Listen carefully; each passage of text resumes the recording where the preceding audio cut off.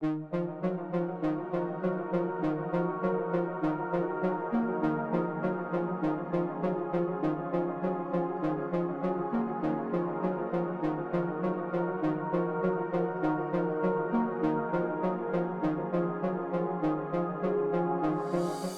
everybody, this is Scary Spikes and welcome to another Star Citizen video.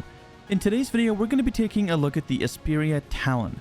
This is an absolutely gorgeous and very fun to fly light fighter that punches way above its weight class. But of course, before we get started with this video, we need to thank one of our VIP Gold contributors, and this week that's going to be Quailsar Prime. He's relatively new to our community, coming from another community that also plays Star Citizen, but part of the same organization, ADI, and a very, very friendly person to be around and also very supportive. So thank you so very much, Quailsar, for being a VIP Gold contributor and continuing to support our community and my work here. That being said, if you guys would like to join us on stream, we do stream Wednesdays and Fridays at 8 p.m. Eastern over on Twitch. And of course, you can also join our amazing Discord community and join ADI, which is our organization here in Star Citizen. The links for all of those can be found in the description below.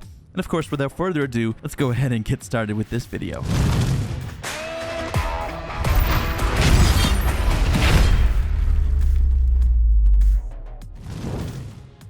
As the sun sets on Magda, let's go ahead and take a look at some of the external features of the Talon, and then we'll talk about the interior, like the cockpit and the Mfds and all the interior features, followed by my recommendations for kitting this thing out later on and back in the station.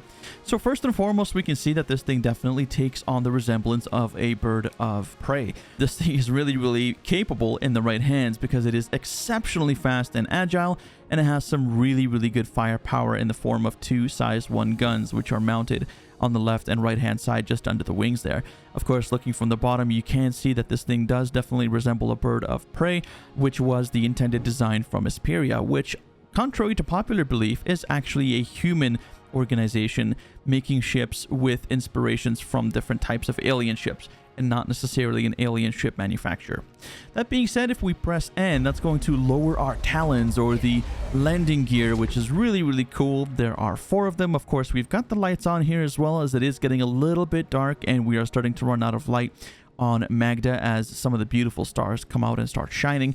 And we do have these nice little feathers that come out the back as well. And then if we look at the back here, we can see that we have the 2 boosters, or the 2 main thrusters here of the ship.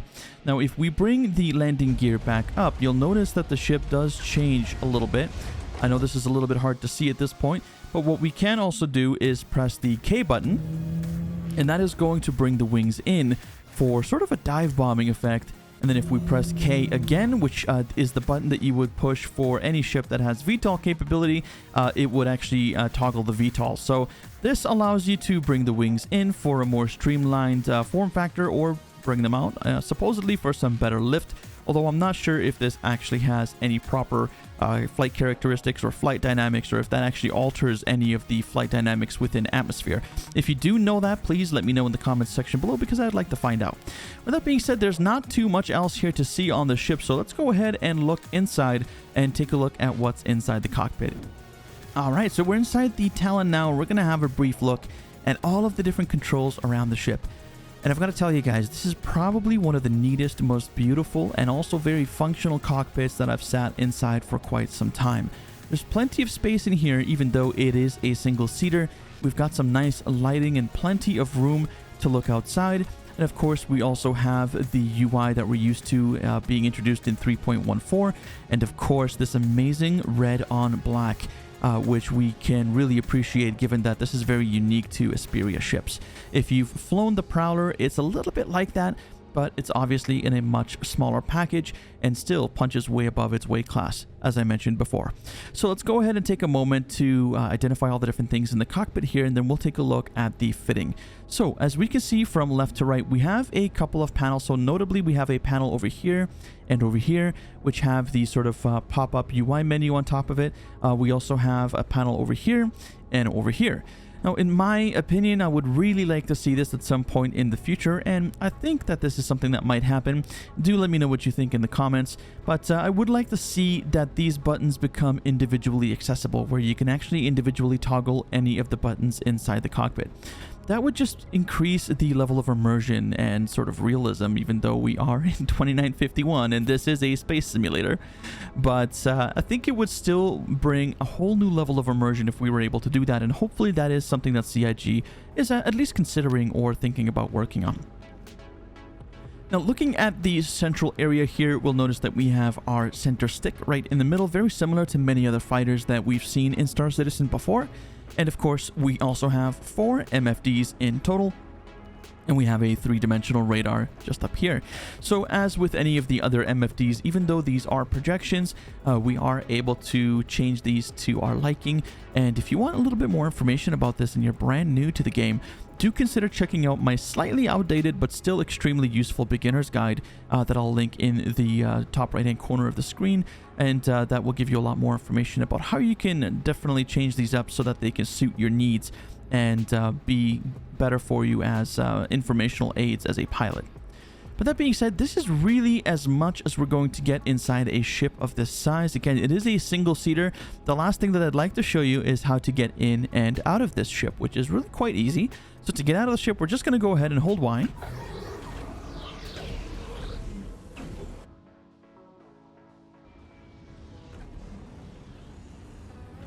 And that's going to bring the seat down through the bottom of the fuselage, and we're going to be able to stand up. And as you can see here, this is what it looks like. The seat gets whisked back away into the inside of the ship, and then the canopy closes once everything is in place. That is so cool. And to get back inside the ship, all we need to do is get close enough to it, and then simply just hold F to open the inner thought menu and click. Now, I'm not sure why that didn't work. We'll go ahead and just try that again. There we go. As with anything with Star Citizen, sometimes you do have to do it multiple times for it to work. But at this point, once you've done this, you won't be able to move as your character basically stays in place, waits for the chair to come back down, and then whisks you away into the interior of the cockpit of the actual ship. So this is really, really cool. There's a lot of attention to detail here, especially with a lot of these animations, and it makes the ship feel really, really unique and also very interactive, which I really like. If we turn the power off to the ship as well, you'll notice a few things. Engines, systems off. And that is honestly one of my favorite things of the ship. It's absolutely incredible. Once you turn the power on, the panels come to life and you're actually able to see through. But as you can see, these are not windows. These are actual panels that display information based on what cameras on the outside of the ship see, which is really, really cool. So let's go ahead and turn everything back on, head over to the station, and take a look at the fitting for this ship.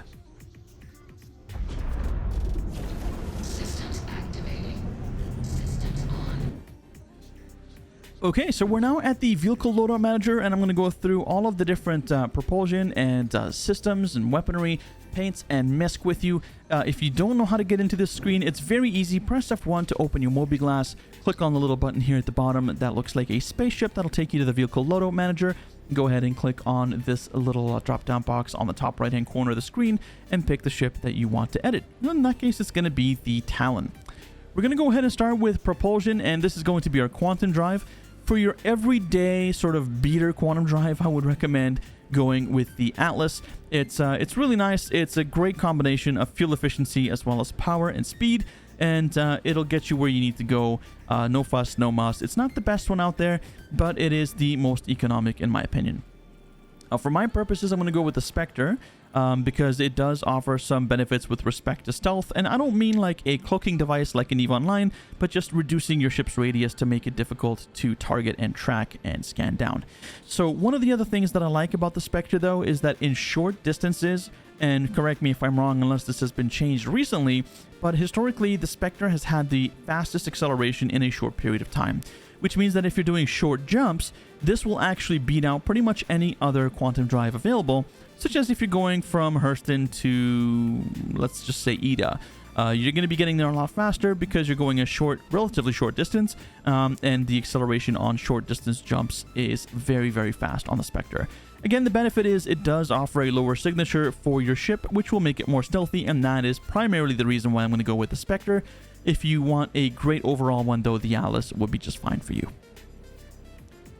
Let's go ahead and move on to the systems here, and I've already chosen these, but I'll kind of go over some of the alternatives for you and let you know why I chose the ones that I did.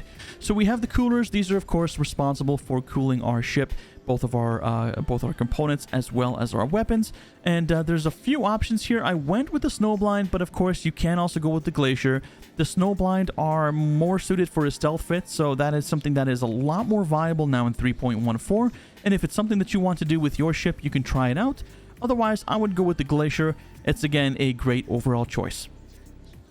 Going with the power plant, I usually go with the JS300 series, but in this case, again, I'm going for more of a stealthy build with my Talon here because I want to be much harder to detect at distance, and so for that reason, I'm going to go ahead and go with the Slipstream.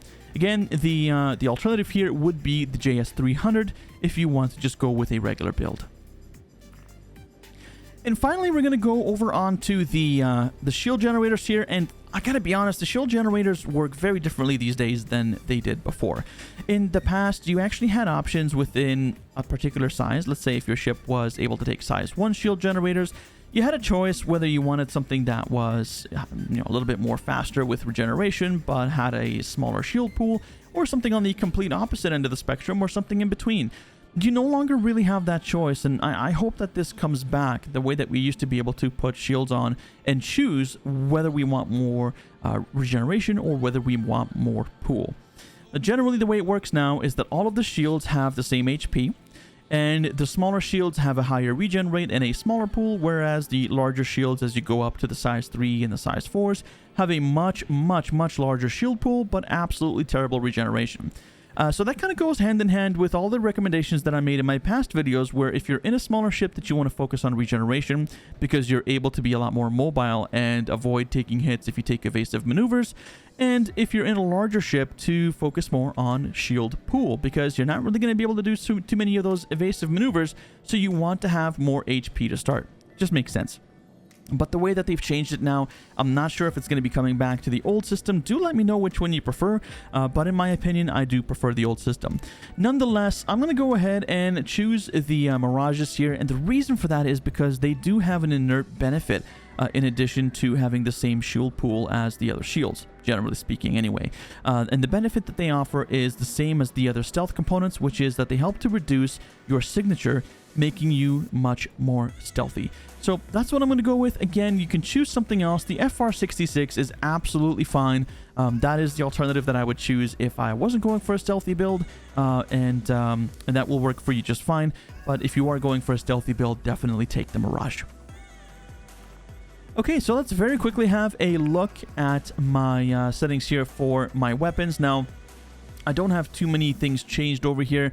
We do have our 2 missile racks here. They are the 322s, and then we have the 2 CF447 Rhino laser repeaters. Now, by default, you do get the size 4 gimbal with a size 3 weapon on it, so the gimbal will offer you some aim assist. Again, I'll link a video to give you more information about understanding ship components, because I won't be getting into that here.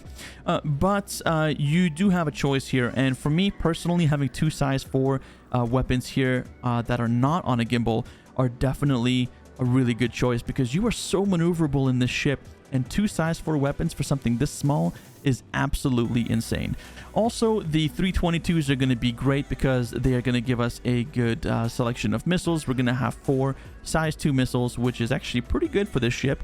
Now, you can go with the strike variant of this, which will offer you up to, I believe it is 24 size 3 missiles, which is absolutely crazy. But the main guns are much smaller. They are size 2s fixed instead of size 4s. So you have some options there. And now we're going to move over to paint.